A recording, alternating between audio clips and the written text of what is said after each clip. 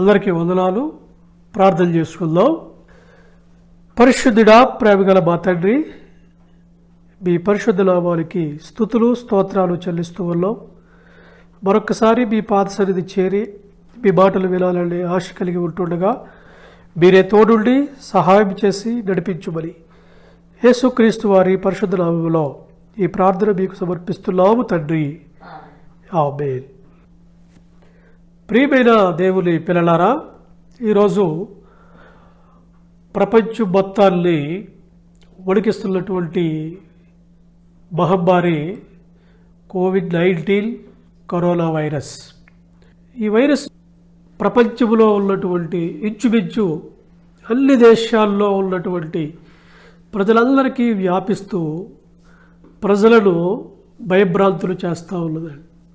అనేక మంది వైద్యులు తమ ప్రాణాలకు తెగించి వైద్యం చేస్తూ ఎంతో గొప్ప సేవ చేస్తూ ఉన్నారు. వారే కాకుండా మున్సిపాలిటీ వారు, పోలీసులు, మీడియా అందరూ కూడా ఎంతో తమ వంతు కృషి చేస్తూ ఈ యొక్క వైరస్ను అరికట్టడానికి ఎంతో ప్రయాసపడుతూ ఉన్నారు. అయితే మనము కూడా క్రైస్తవులుగా ప్రతి ఒక్కరి కొరకు కూడా ప్రార్థించి అందరూ క్షేమంగా ఉండాలని అందరి కొరకు ప్రార్థించవలసినటువంటి అవసరం ఎంతైనా ఉంది. అంతేకాకుండా ఈ యొక్క ఆపద సమయంలో ఎవరైతే పేదవారు ఉన్నారో అటువంటి వారికి కూడా సహాయం చేసి ప్రతి ఒక్కరు కూడా అటువంటి వారికి సహాయం చేయాలి అని ప్రభు పేరట మనవి చేస్తూ ఉన్నాను. తిమోతికి రాసినటువంటి మొదటి పత్రిక మొదటి అధ్యాయము 18-19 వచనములలో ధనవంతులైనటువంటి వారు మీ యొక్క ధనములో ఇతరులకు సహాయం చేసేవారుగా ఉండాలని దేవుడు సెలవిస్తూ ఉన్నారు. కాబట్టి కలిగినటువంటి వారు పేదలకు సహాయం చేయాలి అని ప్రభు పేరట మనవి చేస్తూ ఉన్నాం. అయితే చాలామంది ఈ ప్రపంచంలో ఉన్నటువంటి అన్ని దేశాలకు వ్యాపించి అందరినీ వణికిస్తున్నటువంటి ఈ వైరస్ గురించి దేవునికి వ్యతిరేకంగా వారు మాట్లాడుతూ ఉన్నారు.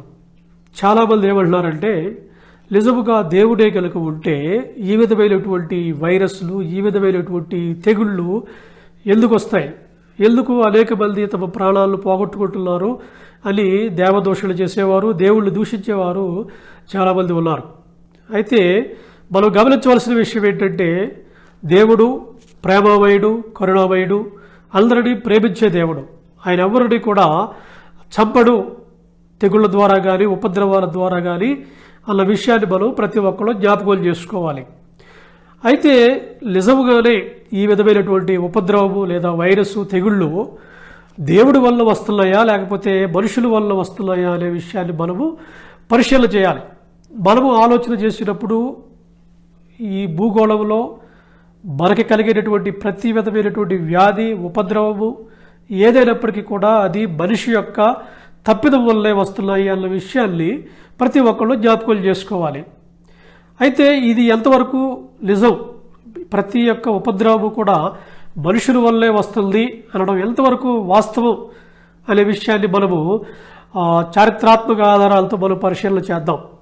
అయితే ఇప్పుడు ఈ కరోనా వైరస్ గురించి అందరూ ఏమనుకుంటున్నారంటే, ఈ విధమైనటువంటి భయంకరమైనటువంటి ఉపద్రవము, ఇంత భయంకరమైనటువంటి వ్యాధిని మేము ఎప్పుడూ చూడలేదు అని అనుకుంటూ ఉన్నారు.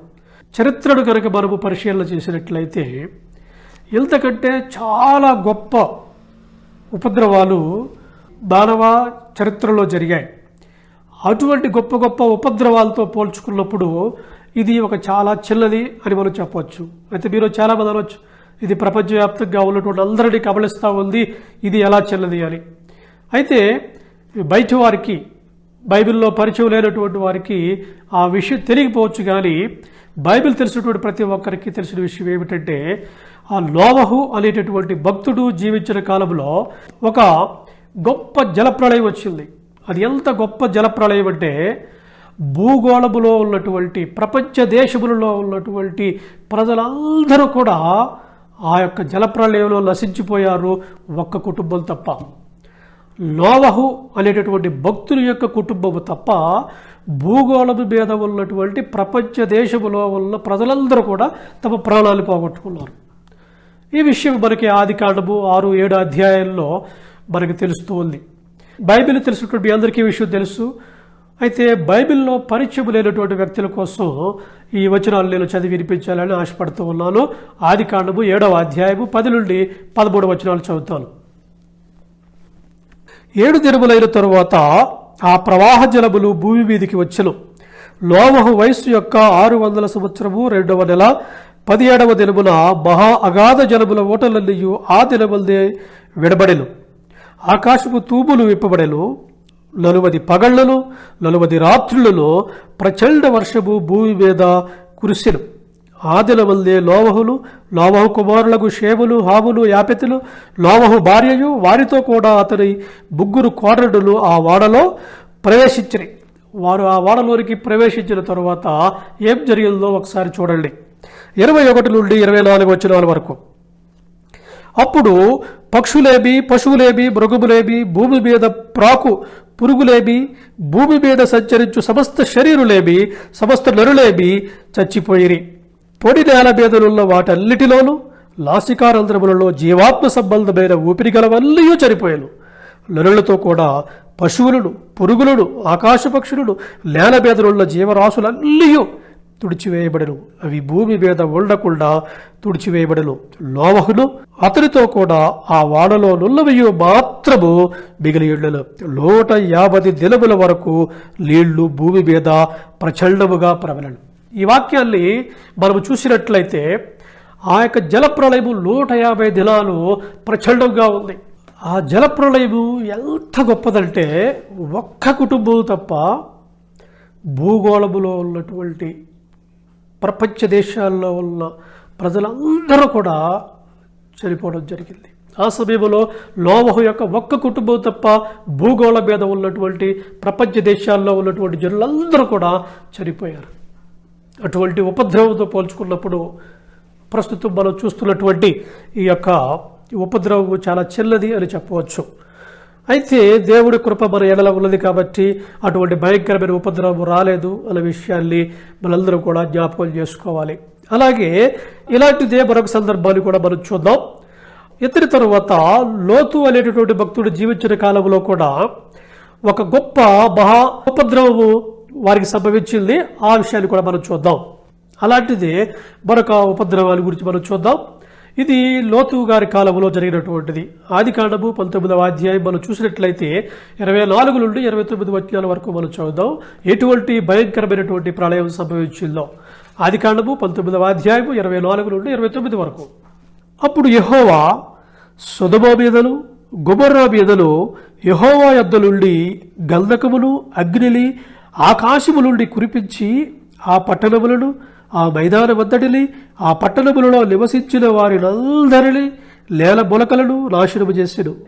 తెల్లవారినప్పుడు అబ్రాహాము లేచి తాను యెహోవా సన్నిధిని నిలిచిన చోటికి వచ్చి సొదొమ గొమొర్రాల తట్టులు ఆ మైదానపు ప్రదేశము యావత్తును చూడగా అదిగో ఆ ప్రదేశపు పొగ ఆవము పొగవలే లేచుచుండెను. దేవుడు ఆ మైదానపు పట్టణములను పాడు చేసినప్పుడు దేవుడు అబ్రాహామును జ్ఞాపకం చేసుకుని లోతు కాపురమున్న పట్టణములను నాశనము చేసినప్పుడు ఆ నాశనము మధ్యన లోతు నశించకుండా అతనిని తప్పించను. ఇక్కడ కూడా ఆ సొదొమ గొమొర్రా అనేటటువంటి ఆ పట్టణాలను నాశనం చేసినప్పుడు ఒక లోతు గారి కుటుంబాన్ని దేవుడు తప్పించాడు. ఆ పట్టణముల్లో ఉన్నటువంటి ఆ 2 పట్టణముల్లో ఉన్నటువంటి ప్రజలందరినీ కూడా అగ్ని చేత కాల్చబడ్డారు. ప్రియమైనటువంటి దేవుని పిల్లలారా, ఈ 2 సందర్భాలను చూసినప్పుడు ఈ విధమైనటువంటి జలప్రళయం కానీ, అగ్నివర్షము కానీ, ఇటువంటి మహాభయంకరమైనటువంటి సంఘటనలు జరగడానికి కారణం ఏమిటి? దేవుని కోపమా లేకపోతే మనిషి యొక్క పాపమా అని మనం ఆలోచన చేసినట్లయితే ఒక విషయం మనం గుర్తుపెట్టుకోవాలి. దేవుడు ఎప్పుడు కూడా ఎవరిని కూడా అన్యాయముగా చంపడు. ఏ విధమైనటువంటి కీడు కూడా ఆయన రప్పించడు. ఏ ఉపద్రవం జరిగినా, ఏ కీడు జరిగినా దానికి కారణము మానవ తప్పిదము, మానవ పాపము అన్న విషయాన్ని మనము గుర్తుపెట్టుకోవాలి. ఎందుకంటే దేవుడు మనుషుల ఎడల చాలా ప్రేమ కలిగి ఉన్నాడు. దేవుడు మనుషుల ఎడల ఎంత ప్రేమ కలిగి ఉన్నాడో తెలియాలి అంటే ఆదికాండము 1వ అధ్యాయము 27-28 వచనాలు మనం చూసినట్లయితే అక్కడ దేవుడు సెలవిస్తా ఉన్నాడు. దేవుడు మనుషులనట తన పోలిక చొప్పున తన స్వరూపమందు చేసుకున్నాడట. తన పోలిక చొప్పున తన స్వరూపంలో, మనుషుల్ని ఇతర రూపంలో చేయలేదు కానీ తన పోలిక తన స్వరూపంలో చేసుకున్నాడంటే మనుషుల ఎడల ఎంత ప్రేమ కలిగి ఉన్నాడో ఆయన ఒకసారి మీరు జ్ఞాపకం చేసుకోండి. ఆ 2 వచనాలు మీకు చదివి వినిపిస్తాను, జాగ్రత్తగా వినండి. ఆదికాండము 1వ అధ్యాయం 27-28 వచనాలు చదువుతున్నాను.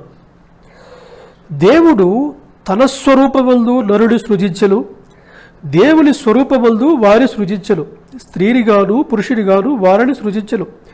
దేవుడు వారిని ఆశీర్వదించెను, ఎట్లనగా మీరు ఫలించి అభివృద్ధి పొంది విస్తరించి భూమిని నిండించి దానిని లోపరుచుకొనుడి.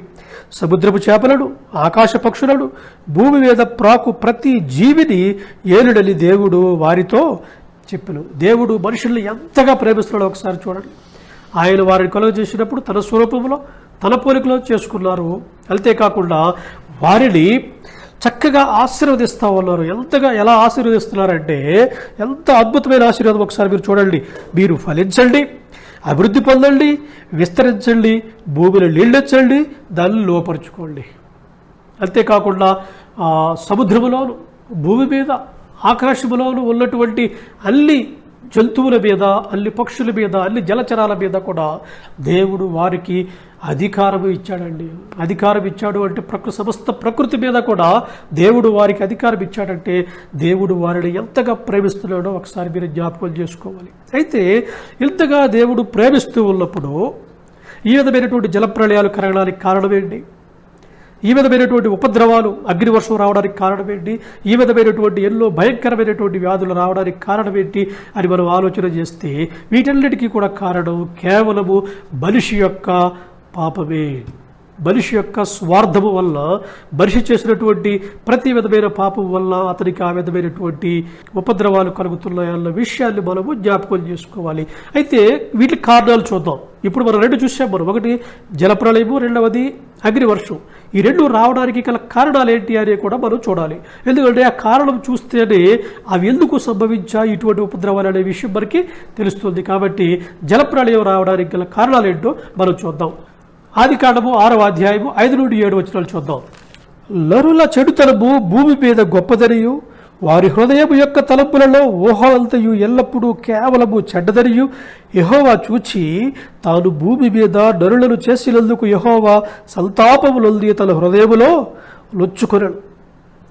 నరుల యొక్క చెడుతనం, నరుల యొక్క ఆలోచనలు, నరుల యొక్క క్రియలు చూసినప్పుడు దేవునికి చాలా బాధ కలిగించాయట. అలాగే 11-13 వచనాల వరకు కూడా చూద్దాం. వారు ఎంతగా చెడిపోయారో.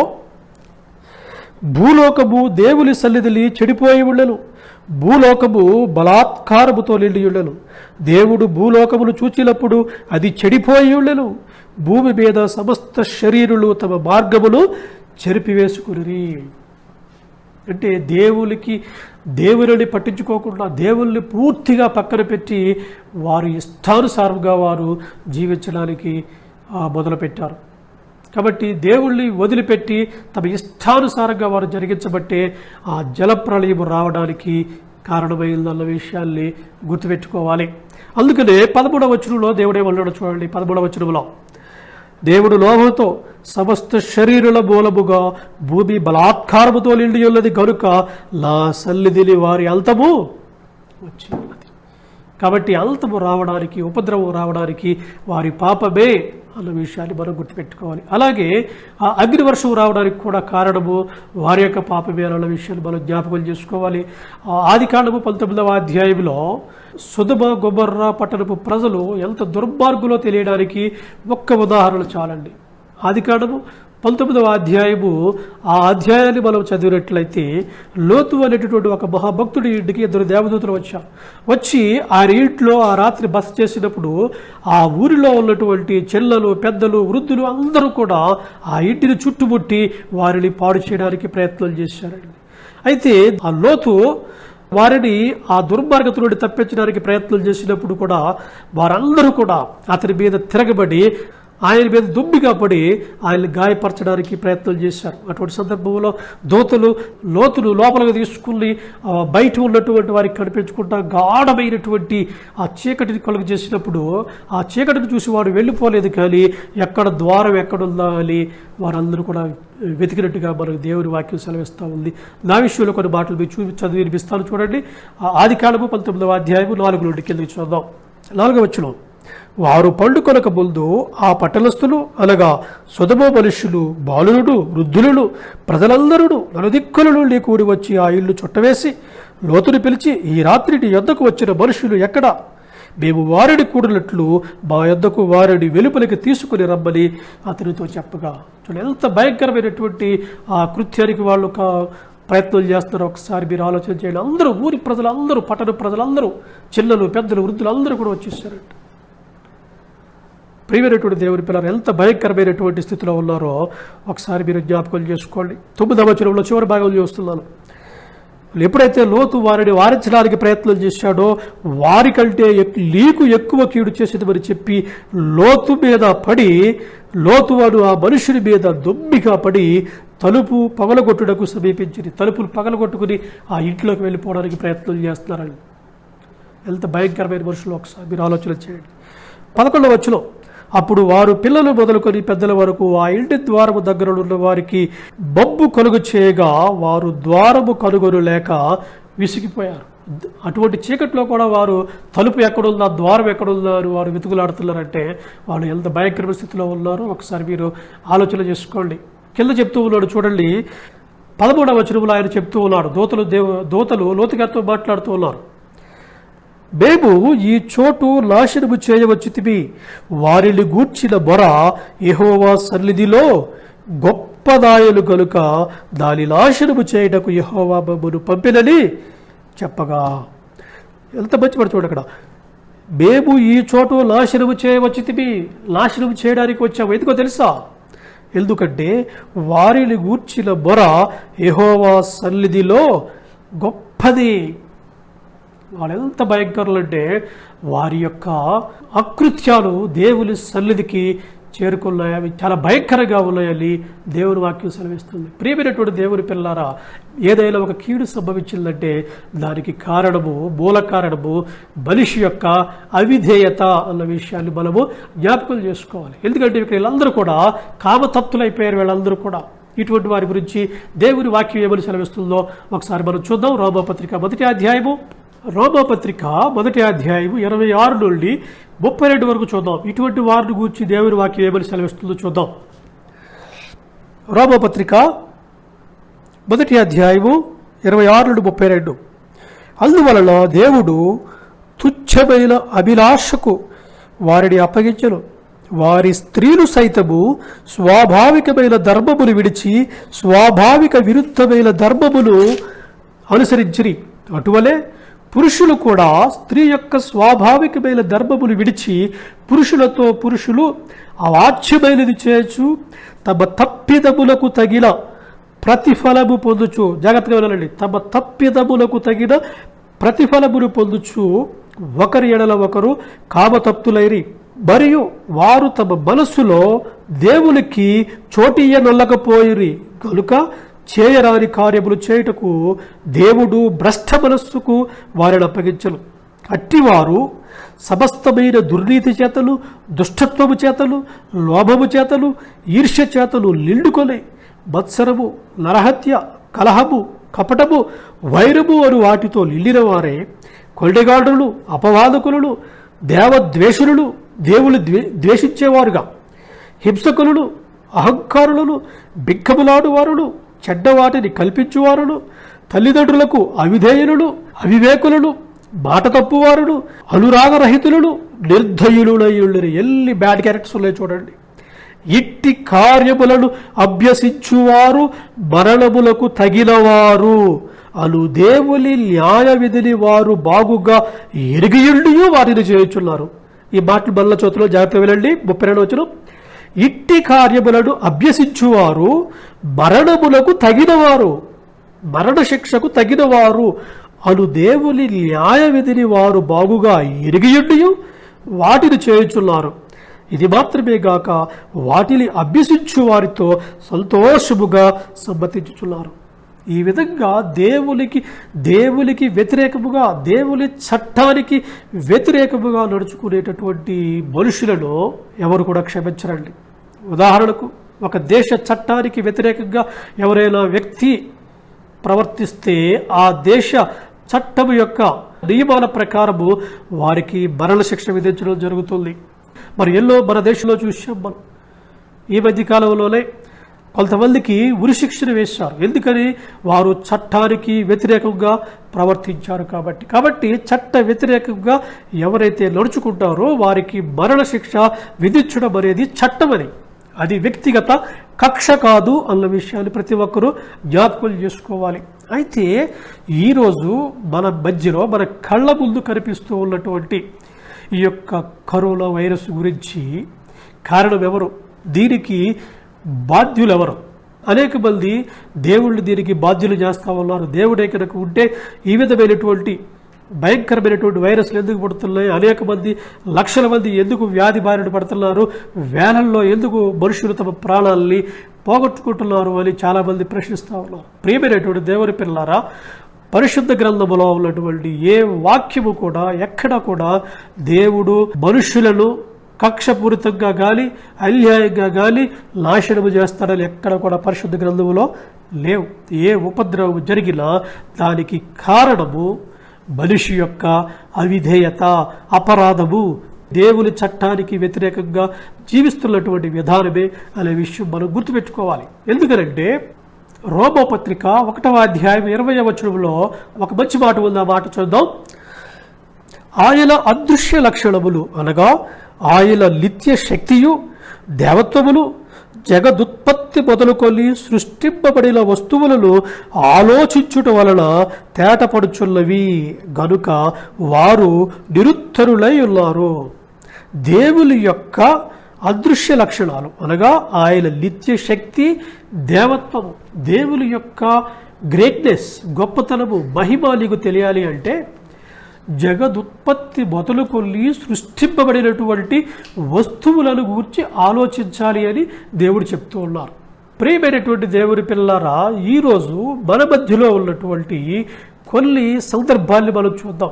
దేవుని వాక్యం ఏమని సెలవిస్తుందంటే జగదుత్పత్తి మొదలుకొని సృష్టింపబడినటువంటి వస్తువులను గూర్చి ఆలోచించమని దేవుడు చెప్తూ ఉన్నారు. ఈరోజు ఈ విధమైనటువంటి వైరస్ పుట్టడానికి, ఈరోజు ఇంత భయంకరమైనటువంటి విలయము జరగడానికి కూడా కారణము మానవ తప్పిదాలే. ఎలాగంటే కొన్ని దేశాల్లో చూసినప్పుడు ఈ వ్యాధి చాలా తక్కువగా ఉంది, కొన్ని దేశాల్లో చూసినప్పుడు ఈ వ్యాధి చాలా ఎక్కువగా ఉంది. మనం చాలా సింపుల్గా చెప్పొచ్చు, ఎక్కువ మరణాలు ఎక్కడ ఏ దేశంలో సంభవిస్తున్నాయంటే ఈ వ్యాధి వస్తుంది అని తెలిసిన తరువాత కూడా చాలామంది జాగ్రత్తలు తీసుకోలేదు, ప్రికాషన్స్ తీసుకోకుండా విచ్చలవిడిగా వాళ్ళందరూ కూడా విచ్చలవిడిగా తిరగబట్టి వారికి ఆ వ్యాధి ఎక్కువ మోతాదులో వచ్చింది అని ప్రస్తుతం ఉన్నటువంటి ఆ గణాంకాలు మనకు తెలియజేస్తూ ఉన్నాయి. వ్యాధి వచ్చిందని తెలిసిన తర్వాత కూడా ప్రికాషన్స్ తీసుకోకపోవడం వల్లే వారిలో అనేక మంది, ఎక్కువ మంది వ్యాధి బారిన పడ్డారు, మరణానికి గురయ్యారన్న విషయాన్ని మనం జ్ఞాపకం చేసుకోవాలి. అయితే ప్రాముఖ్యంగా ఈ వ్యాధి రావడానికి గల కారణం ఏంటి అని అంటే అది మనము చేసినటువంటి తప్పిదమే. ఎందుకంటే మనిషి ఈరోజు తానేదో శాస్త్ర పరిజ్ఞానం సంపాదించేశానని, తానెంతో మేధావుని గొప్పవాళ్ళు అయిపోయానని అనుకుంటా ఉన్నాడు. కానీ మనము సాధించినటువంటి యొక్క శాస్త్ర పురోగతి ద్వారా లాభాల కంటే కూడా ఎక్కువ నష్టాలే ఉన్నాయి.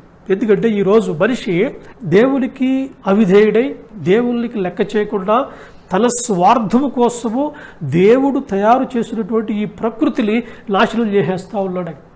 ఈరోజు చూసినట్లయితే భూగోళంలో నీరు కలుషితమైపోయింది, గాలి కలుషితమైపోయింది, నేల కలుషితమైపోయింది, ప్రతిదీ కూడా కలుషితమైపోయింది. ప్రపంచవ్యాప్తంగా ఉన్నటువంటి అనేక పరిశ్రమల నుండి వెలువడేటటువంటి ఆ యొక్క రసాయనాల వల్ల నీళ్లు అన్నీ కూడా పాడైపోయినాయి, నేలంతా పాడైపోయింది. ఆ పరిశ్రమల నుండి వెలువడే పొగ వల్ల గాలంతా కాలుష్యమైపోయింది. అలాగే ప్రపంచవ్యాప్తంగా తిరుగుతున్నటువంటి కోటాను కోట్ల వాహనాల వల్ల అవి వదులుతూ ఉన్నటువంటి పొగ వల్ల, అవి ప్రయాణంలో చేస్తున్నటువంటి యొక్క సౌండ్ శబ్దం వల్ల కూడా గాలి కలుషితమైపోయింది, శబ్దం కూడా కలుషితమైపోయింది. అంటే sound pollution, air pollution, water pollution, ప్రతిదీ కూడా పొల్యూట్ అయిపోయింది. అంతేకాకుండా దీనికి తోడు ఈ సెల్ ఫోన్లు 4G అని 5G అని వీటి వల్ల కూడా రేడియో ధార్మిక శక్తి, రేడియేషన్ విపరీతమైపోయింది. ఈ రేడియో ధార్మిక శక్తి వల్ల, ఈ రేడియేషన్ వల్ల, ఈ యొక్క కాలుష్యం వల్ల కూడా ప్రపంచంలో కొన్ని వేల రకాల జాతుల పక్షులు, జంతువులు, వృక్షాలు కూడా నాశనం అయిపోతూ ఉన్నట్టుగా శాస్త్రవేత్తలు ఆందోళన చెందుతూ ఉన్నారు. ప్రియమైనటువంటి దేవుని పిల్లలారా, అంతేకాకుండా అంతకంటే ప్రాముఖ్యమైనది భూమి యొక్క తాపము పెరిగిపోతూ ఉంది, వేడి, గ్లోబల్ వార్మింగ్ అంటున్నారు.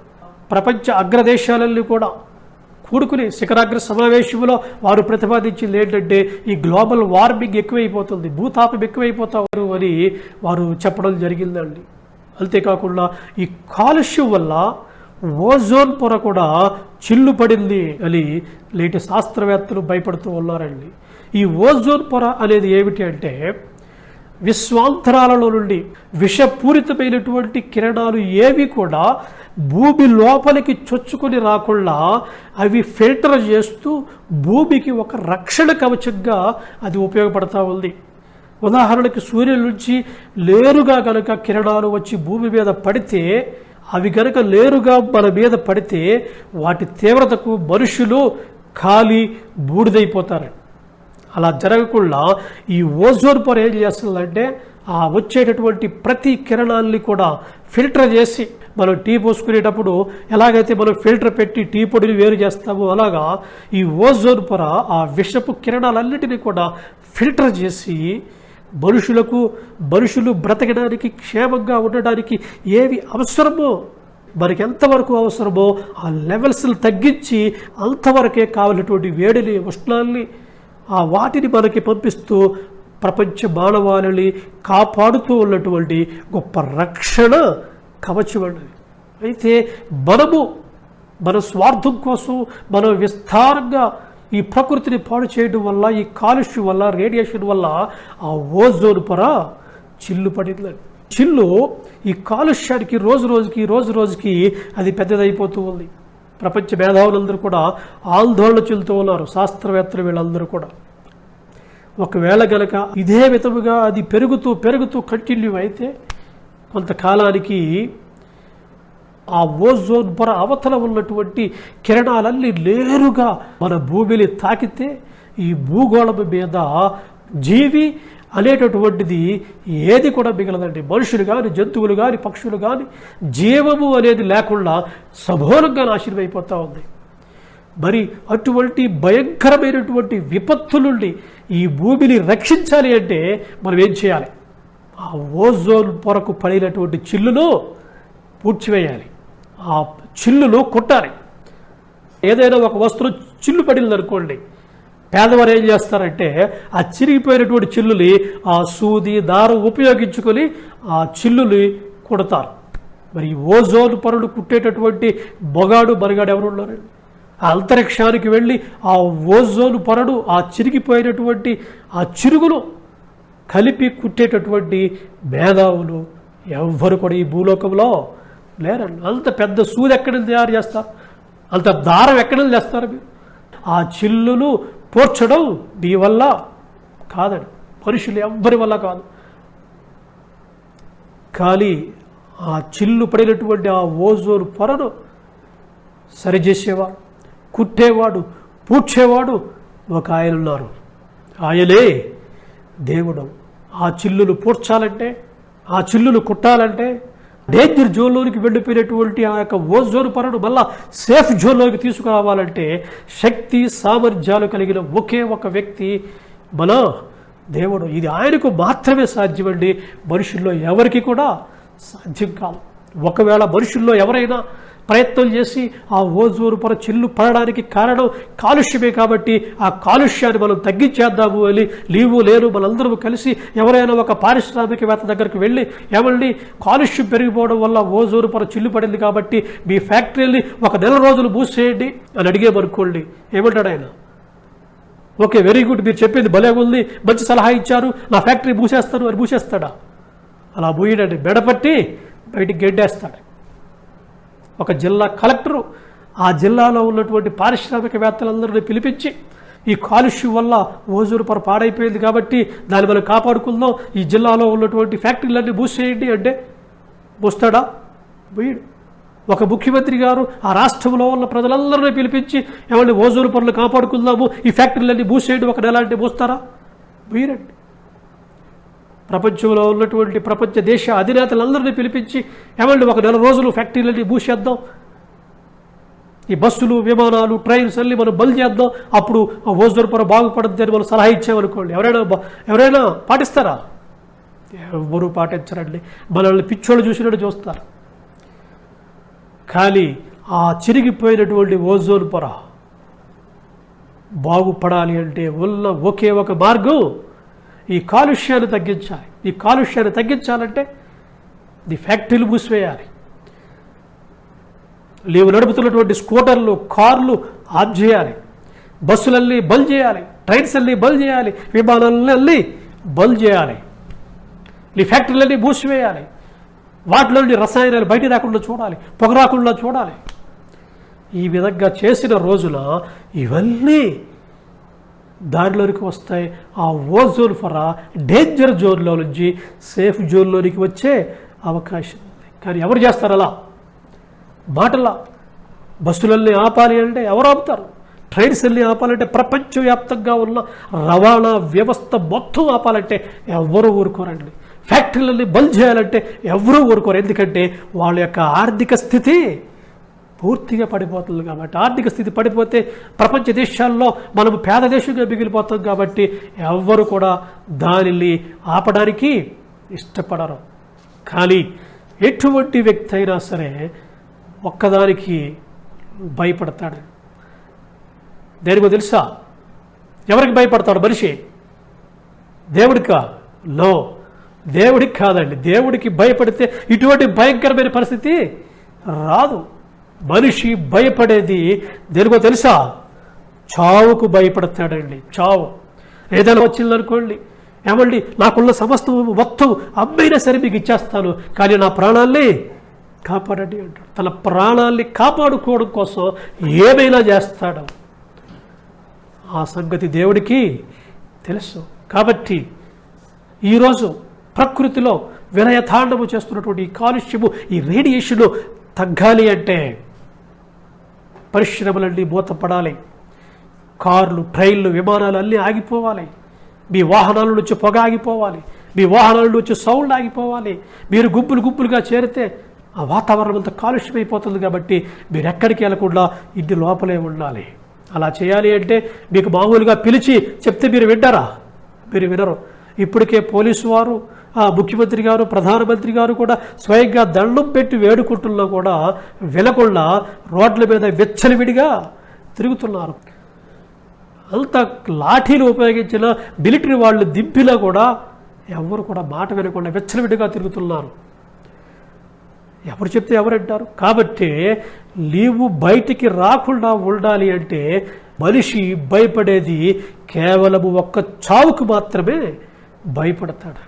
ఇప్పుడు ఒకసారి ఈ కరోనా వైరస్ ఎలా వ్యాప్తి చెందుతుందో మనం ఆలోచన చేసినట్లయితే, ఈ వైరస్ శరీరంలోకి ప్రవేశించిన తర్వాత కూడా 2 వారాల వరకు బయటపడడం లేదంటండి. బయటపడకపోతే మనం ఏమనుకుంటున్నామంటే నేను బాగానే ఉన్నాను కదా, ఆరోగ్యంగానే ఉన్నాను కదా అని మనము అనేక మందితోటి కలిసి తిరుగుతూ ఉన్నాం.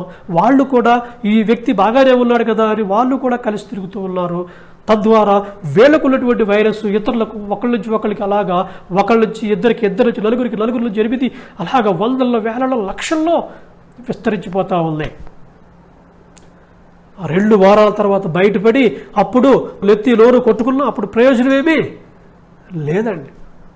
ఆ వైరస్ తన పని తాను చేసుకుంటూ వెళ్ళిపోతుంది. మనకు తెలియకుండానే మన లోపలికి వెళ్ళిపోయి మనల్ని అది మృత్యువుకు దగ్గర చేసేస్తుంది. కాబట్టి మనుషులందరూ కూడా భయపడిపోతూ ఉన్నారు.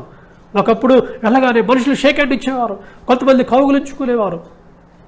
కానీ ఇప్పుడు వాళ్ళందరూ కూడా షేక్ హ్యాండ్లు ఆగిపోయినాయి, కౌగులించుకోవడాలు ఆగిపోయినాయి, ముద్దు పెట్టుకోవడాలు ఆగిపోయినాయి. మనిషిని చూస్తేనే ఎవరో ఒక మృత్యువు మన దగ్గరికి నడుచుకుంటూ వస్తున్నాడా అని భయపడిపోతూ ఉన్నారండి. ఎవరైనా ఇంటికి వస్తుంటే బయటికి రావద్దు. పాల ప్యాకెట్లను కూడా సబ్బు పెట్టి కొనుక్కుంటున్నారు. న్యూస్ పేపర్లు కూడా ఇస్త్రీ చేసుకుని చదువుతున్నారు. ఎందుకంటే ఏమో తెలియదు ఎక్కడ ఏ వైరస్ ఉందో అని. కూరగాయలు తెచ్చుకుని వాటిని వేడి నీటిలో కడుక్కుంటూ ఉన్నారు. భయపడిపోయారు. బయటికి వెళితే ఎక్కడ మృత్యువు మనల్ని కబలిస్తుందో అని ఎవరి మట్టికి వాళ్ళు ఇంటి లోపలే ఉండిపోయారు. మనుషులు స్కూటర్లు తీయట్లేదు, కార్లు తీయటం లేదు. బస్సుల్లో ప్రయాణం చేస్తే గుంపుల్లో వ్యాధి వచ్చేస్తుందని బస్సుల్ని బంద్ చేశారు, ట్రైన్స్ అని బంద్ చేశారు, విమానాలని బంద్ చేశారు. వాటి నుంచి వచ్చేటటువంటి సౌండ్ ఆగిపోయింది, వాటి నుంచి వచ్చేటటువంటి పొగ కాలుష్యం ఆగిపోయింది. పరిశ్రమలన్నీ క్లోజ్ అయిపోయినాయి. వాటిలో వచ్చే రసాయనాలు ఏమి ఇప్పుడు లేవు. వాటిలో వచ్చే పరికమాల పొగ ఏమి ఇప్పుడు రావటం లేదు. వాతావరణం అంతా కూడా ప్రకృతి స్వేచ్ఛావాయువులు పీల్చుకుంటూ ఉంది. నీరు శుద్ధి అయిపోతూ ఉంది. నీరు శుద్ధి అయిపోతుంది, గాలి శుద్ధి అయిపోతుంది, నేల శుద్ధి అయిపోతుంది. ఒక్కో తప్పు మనిషి తెలుసుకుని వాటిని సరి చేసుకుంటున్నాడు. మొన్నటి వరకు ప్లాస్టిక్ తోటి నేలనంతా పాడు చేసాం. ఇప్పుడు ప్లాస్టిక్ని అవాయిడ్ చేసాం. అంటే ఈ వైరస్ ద్వారా దేవుడు పాడైపోయినటువంటి భూగోళాన్ని దేవుడు బాగు చేస్తూ ఉన్నాడు, ప్రక్షాళన చేస్తూ ఉన్నాడు అన్న విషయాన్ని మనం గుర్తుపెట్టుకోవాలి. ప్రియమైనటువంటి దేవుని పిల్లారా, నిన్న మొన్నటి వరకు కూడా ఢిల్లీలో కాలుష్యం వల్ల దట్టమైనటువంటి పొగలు అల్లుకుపోయినాయి. ఏమి చూసేవారు కదా, ప్రజలు ఉక్కిరిబిక్కిరైపోయారు. అయితే ఈ మధ్య కాలంలో ఈ లాక్డౌన్ ప్రకటించిన తరువాత ఆ ఢిల్లీలో ఉన్నటువంటి వారికి, ఆ చుట్టుపక్కల లూధియానా ఇతర చుట్టుపక్కల పట్టణాల వారికి హిమాలయ పర్వతాలు చక్కగా కనిపిస్తున్నాయంట అండి, తేటగా కనిపిస్తున్నాయంట. అంటే అర్థపెట్టి కాలుష్యం అంతా బట్టి మాయమైపోయింది. నదుల్లో నీరు శుద్ధి అవుతూ ఉంది, గాలి శుద్ధి అవుతూ ఉంది. భూగోళం మొత్తము తనని తాను రీసైకిల్ చేసుకుంటూ ఉంది, రిఫ్రెష్ అవుతూ ఉంది. అలాగే ఓజోన్ పొర కూడా డేంజర్ జోన్ నుంచి సేఫ్ జోన్కి వస్తూ ఉంది. ప్రియమైనటువంటి దేవుని పిల్లలారా, ఆలోచించండి. ఏదో ఒక మృత్యువు వచ్చి మానవులని కబళించేస్తుంది అనుకున్నామే కానీ ఆ కరోనా వేడుక దేవుని కరుణ ఉందన్న సంగతి మనం గుర్తుపెట్టుకోవాలి. ఇదేమిటండి ఇలా చెప్తున్నారు మీరు? అది వచ్చి ప్రాణాలను తీసేస్తూ ఉంటే, మనుషులు చంపేస్తూ ఉంటే దేవుడు ఆ ప్రకృతిని ప్రక్షాళన చేస్తున్నాడు. అవును, మానవుడు తన స్వార్థము కోసము ఈ ప్రకృతిని పాడు చేస్తే దేవుడు దాన్ని సరిచేస్తూ ఉన్నాడు. ఒక ఉదాహరణ చెప్తాను, జాగ్రత్తగా వినండి. ఒక డయాబెటిక్ పేషెంట్, మధుమేహ వ్యాధి అంటారు, షుగర్ పేషెంట్ ఒక డాక్టర్ దగ్గరకు వచ్చాడు. డాక్టర్ గారు చూసినప్పుడు అతని యొక్క బొటన వేలు కుళ్ళిపోయి ఉంది. డాక్టర్ గారు చెప్పారు, అయ్యా ఈ బొటన వేలు కుళ్ళిపోయింది, ఆ వేలుని అక్కడికి కట్ చేసి తీసేయాలి అన్నప్పుడు ఆ పేషెంట్ ఒప్పుకోలేదు. అయ్యా లేదండి, ఆ వేలు తీయకండి, అలాగే ఉంచండి అన్నాడు. అప్పుడు డాక్టర్ గారు చెప్తున్నారు, అయ్యా ఆ బొటన వేలుని కనుక, ఆ కుళ్ళిపోయినటువంటి భాగాన్ని కనుక నేను తీసివేయకపోతే అది తరువాత పాదానికి పాకుతుంది. అప్పుడు పాదం మొత్తం తీసేయాలి ఉంటుంది, ఆ పాదం మొత్తము తీసేయవలసి ఉంటుంది. ఆలోచించుకోండి అన్నాడు. లేదండి అలాగే ఉంచండి అంటే అది కొంతకాలానికి పాదానికి వస్తుంది. అప్పుడు వేలు బదులు పాదాన్ని తీసేయాలి. ఒకవేళ పాదాన్ని తీయడానికి కూడా ఒప్పుకోకపోతే కొంతకాలానికి అది పైకి పాకి కాలు వరకు వస్తుంది. అప్పుడు కాలును తీసేయాల్సి ఉంటుంది. అది కొంతకాలానికి మరికొంచెం పైకి వచ్చి మొత్తానికి మనిషినే తీసేయాల్సినటువంటి పరిస్థితి, భూగోళము నుండి మనిషిని తీసేయాల్సిన పరిస్థితి వస్తుంది. కాబట్టి అటువంటి భయంకరమైన పరిస్థితి రాకుండా ఉండాలంటే ఏం చేయాలి? ఇప్పుడు ఈ మనిషినే తీసివేయకోకుండా ఉండాలి అంటే ఆ బొటన వేలు ఒకటి తీస్తే చాలు, కొంచెం తక్కువ లాస్తోటే కవర్ అయిపోతుంది. నీవు నిర్లక్ష్యం చేస్తే ఆ వేలు తర్వాత పాదము, పాదము తర్వాత మోకాలు వరకు, మోకాలు తర్వాత మొత్తము కాలు, ఆ కాలు తర్వాత మొత్తము బాడీ డెడ్ బాడీ. అంతవరకు తెచ్చుకునే బదులు ఆ కొంచెం 1,000 తీసి సరిపోతుంది కదా. ఇప్పుడు దేవుడు చేస్తున్నదే, ఈ భూగోళం పాడైపోయింది అనడం కంటే కూడా మనుషులు పాడు చేశారు. తమ స్వార్థం కోసం భూగోళాన్ని పాడు చేశారు. మనుషులు పాడు చేసినటువంటి భూగోళాన్ని దేవుడు ఇప్పుడు బాగు చేస్తూ ఉన్నాడు, కడుగుతూ ఉన్నాడు, క్లీన్ చేస్తూ ఉన్నాడు, ప్రక్షాళన చేస్తూ ఉన్నాడు. తప్పదు కొంత నష్టము తప్పదు. కుళ్ళిపోయింది, ప్రస్తుతం కుళ్ళిపోయింది బొటన వేలు ఒకటే. ఆ వేలు ఒకటి కట్ చేయాలి. కొంతమందిని తీసినంత మాత్రాన తప్పదు, కఠినంగా వ్యవహరించాలి తప్పదు. డాక్టర్ గారు కఠినంగా వ్యవహరించకపోతే, ఆ బొటన వేలు తీసివేయకపోతే ఆ వ్యాధి పాకి మొత్తము మనిషినే లేకుండా చేసేస్తుంది. ఇప్పుడు కనుక ఈ ప్రక్షాళన జరగకపోతే ఆ ఓజోన్ పొర చిల్లు పెద్దదై విశ్వాంతరాలలో ఉన్నటువంటి ఆ విష వాయువులన్నీ లోపలికి వచ్చి భూమి మీద ఉన్నటువంటి జీవరాశిని సమూలంగా నాశనం చేస్తుంది.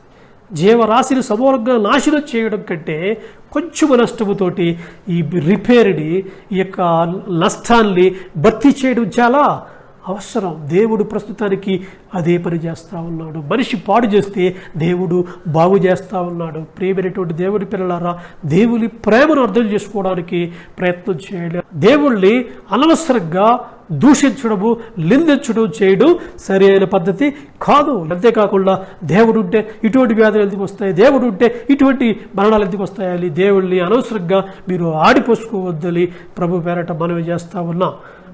ఈరోజు ప్రపంచంలో ఉన్నటువంటి అన్ని దేశాలలోని ప్రజలు కూడా మృత్యువాత పడుతున్నారంటే కారణం దానికి మానవులు చేసినటువంటి తప్పిదము, పొరపాటే అన్న విషయాన్ని గుర్తుపెట్టుకోవాలి. నీవు చేసిన తప్పిదాన్ని దేవుడు సరి చేస్తూ ఉంటే దేవుడిని నిందించడం సరికాదు. కాబట్టి తప్పులు తెలుసుకుని ఎక్కడైనా భవిష్యత్తులో ఇటువంటి తప్పులు చేయకుండా ఉండాలి అని, ప్రకృతిని మనము కాపాడుకోవాలి అని ప్రభు పేరట మనవి చేస్తూ ఉన్నాం. అయితే ఈ సందర్భంగా మరొక ప్రాముఖ్యమైన విషయాలు మీకు చెప్పాలని ఆశపడతా ఉన్నాం. ఈ రోజున ప్రతి ఒక్కళ్ళ నోట్ల నుంచి వినిపించే మాట లాక్డౌన్ అనే పదము చాలామందికి ఇదే ఫస్ట్ టైం అయి ఉండొచ్చు. లాక్డౌన్ అంటే బయట ప్రపంచ విలయము జరుగుతూ ఉన్నప్పుడు నీవు క్షేమంగా ఇంటిలో ఆ విలయము నుండి తప్పించుకోవడానికి నీకు ఒక్క చక్కటి సేఫ్ మార్గము అనమాట. ప్రతిదాన్ని ఎక్కడికక్కడే కట్టిపెట్టి నీ ఇంటిలోకి వచ్చి క్షేమంగా ఉండడాన్ని మన లాక్డౌన్ అంటున్నారు. అయితే ప్రపంచంలో మొట్టమొదటి లాక్డౌన్ చేసింది ఎవరో తెలుసా మీకు? ఏ దేశంలో తెలుసా మీకు? లాక్డౌన్ చేపించిన వ్యక్తి ఎవరో తెలుసా మీకు? ఆలోచించండి. ఫస్ట్ లాక్డౌన్ జరిగింది పరిశుద్ధ గ్రంథములో, బైబిల్లో. నోవహు అనే భక్తుడి కాలంలో జలప్రళయం జరిగినప్పుడు మొట్టమొదటి లాక్డౌన్ జరిగిందండి.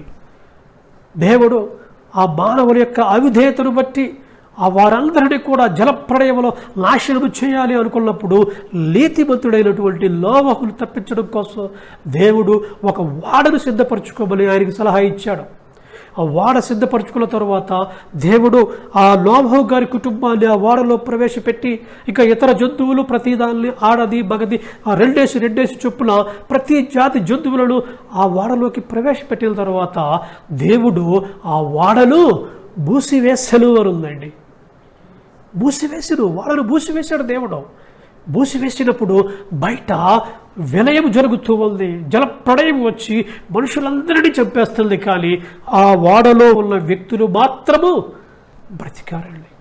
కాబట్టి ప్రియమైనటువంటి దేవుని పిల్లలారా, ఆ వచనాలను మీకు చదివి వినిపించాలని నేను ఆశపడుతూ ఉన్నాను. లాక్డౌన్ యొక్క ప్రాధాన్యతను మీరు తెలుసుకోవాలని, ఈ విషయాలు మీ ముందు ఉంచాలని ఆశపడుతూ ఉన్నాను.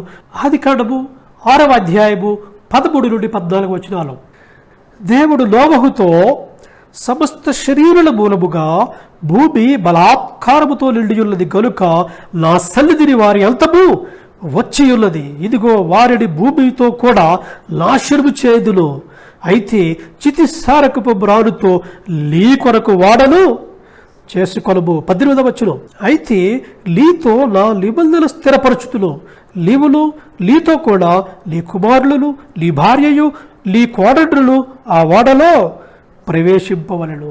దేవుడు ఆ రాబోయే జల ప్రళయము నుండి తప్పించడం కోసం ఒక వాళ్ళను తయారు చేసుకోమని ఆ కుటుంబాలు అందులోకి రమ్మని వారికి దేవుడు సలహా ఇచ్చాడండి.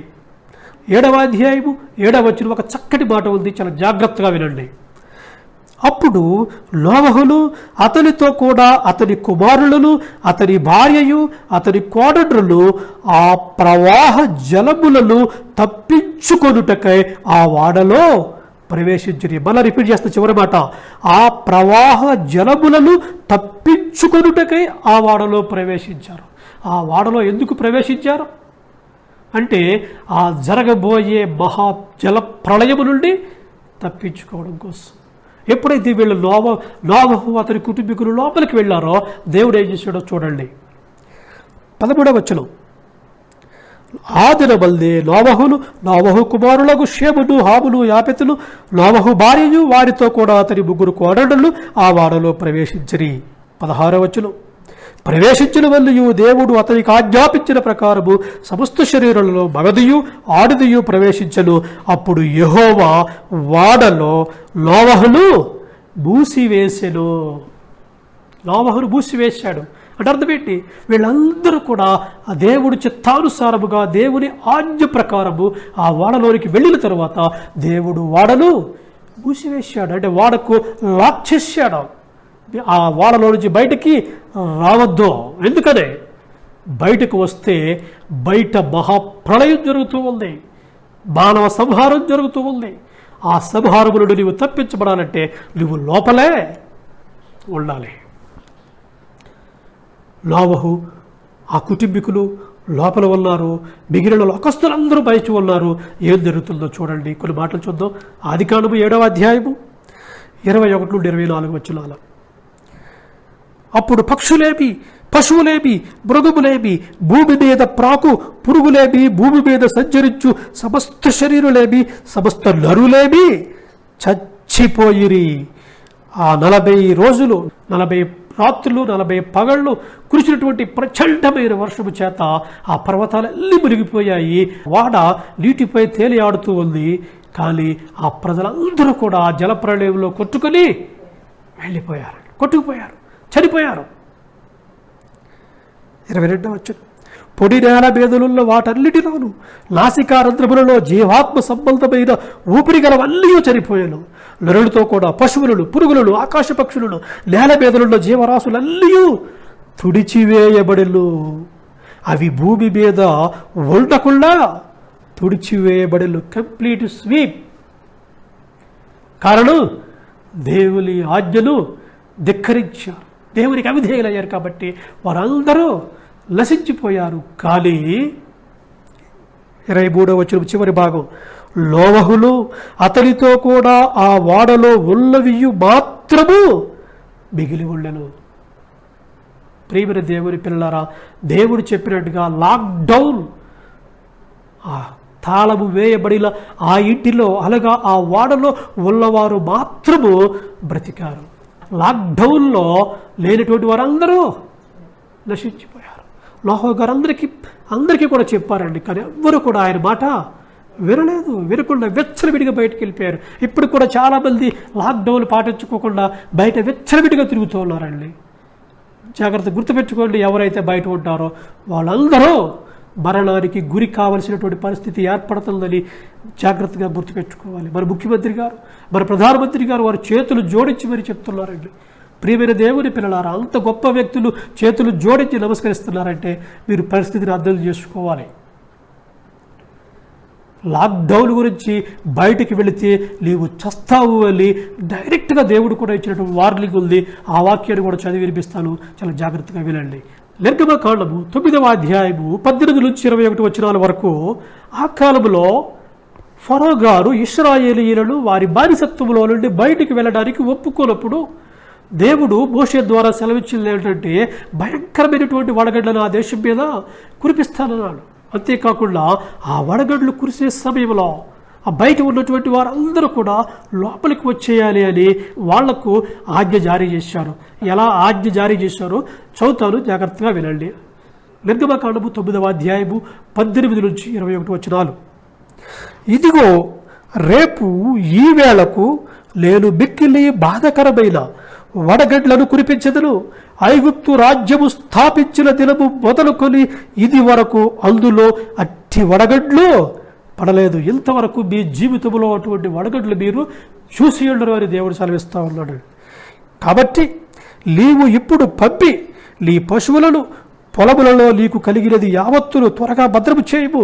ఇంటికి రప్పింపబడక ఇంటి లోపలికి రాకుండా పొలములో ఉండు ప్రతి మనుషుని మీదలు జంతువు మీదలు వడగడ్లు కురియులు. అప్పుడు అవన్నీ చచ్చులని చెప్పువలెను. ఒక మహాప్రళయము జరిగించబోతూ ఉన్నాను. నేను ఒక మహాప్రళయాన్ని జరిగించబోతూ ఉన్నాను. నీవు త్వరపడి ఇంట్లోపలికి వచ్చేసి నీవు సేఫ్గా ఉండవు. ఎవరైతే ఇంటిలోనికి రాకుండా బయట ఉంటారో వాళ్ళందరూ కూడా చస్తారు అని ముందుగానే దేవుడు మోషే ద్వారా వార్నింగ్ ఇప్పిస్తూ ఉన్నాడండి. 20వ వచనం, ఫరో సేవకులలో యెహోవా మాటకు భయపడిన వాడు తన సేవకులను తన పశువులను ఎడ్లలోనికి త్వరగా రప్పించను. అయితే యెహోవా మాట లక్ష్య పెట్టని వాడు, లెక్కలేనటువంటి వాడు తన పనివారిని తన పశువులను పొలములో ఉండనిచ్చాను. ఎవరైతే లక్ష్య పెట్టి ఇంటిలో వచ్చేసారో, తొందరగా వచ్చి ఇంట్లో ఉన్నారో వాళ్ళందరూ బ్రతికారో, ఎవరైతే దేవుని మాట లక్ష్య పెట్టకుండా బయటకు వెళ్ళారో వాళ్ళందరూ చచ్చిపోయారండి, చనిపోయారు.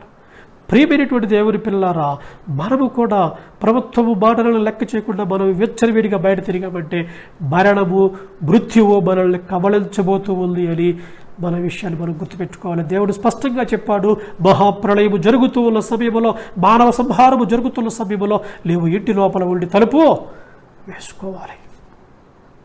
దీన్ని కాదని వెళితే నీవు ఆ ఉగ్రత నుండి తప్పించుకోలేమని దేవుడు సెలవిస్తూ ఉన్నాడు. కాబట్టి ఈ విషయాన్ని మీరందరూ కూడా మీ హృదయంలో భద్రపరచుకోవాలని ప్రభు పేరట మనవి చేస్తూ ఉన్నాం.